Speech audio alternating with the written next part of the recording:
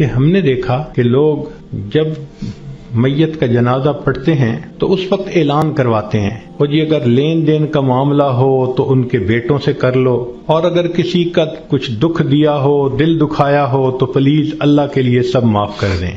تو پہلی بات تو یہ بتائیں کہ جن کا اس نے دل دکھایا کیا وہ اس کا جنازہ پڑھنے آئے ہوں گے؟ اور دوسری بات کہ اگر اس نے رشتہ دار عورتوں کا دل دکھایا تو عورتیں تو ویسے ہی جنازہ پڑھنے نہیں آتی۔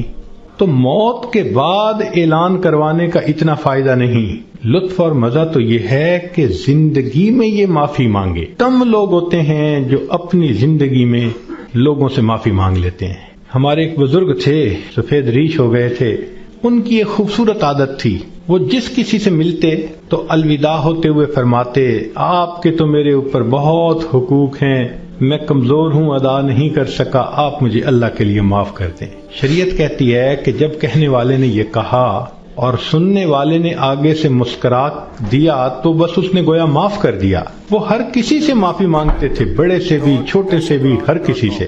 تو مرد بھی اس عادت کو اپنائیں، عورتیں بھی اس عادت کو اپنائیں۔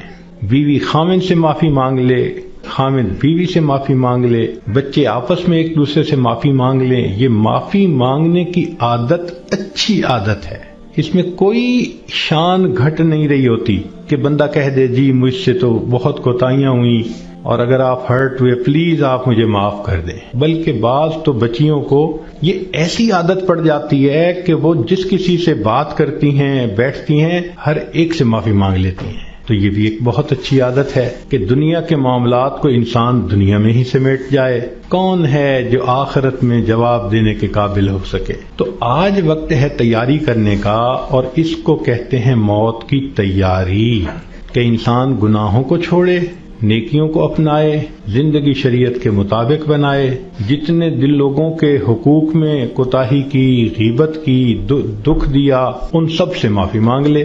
جس بندے نے ایسا کر لیا اور اپنی توجہ کو اللہ کی طرف کر لیا، اس نے گویا اپنی موت کی تیاری کر لی۔ اب جب موت آئے گی اس کے لیے خوشیوں کے دروازے کھلتے چلے جائیں گے۔ تو ہمیں چاہیے کہ ہم موت کے لیے تیار رہیں۔ ہمیں نہیں معلوم کہ ہمیں کس حال میں موت آئے گی۔ سوشل میڈیا پر سب سے قدیم اور سب سے ریلائبل برانڈ درسقرآن.com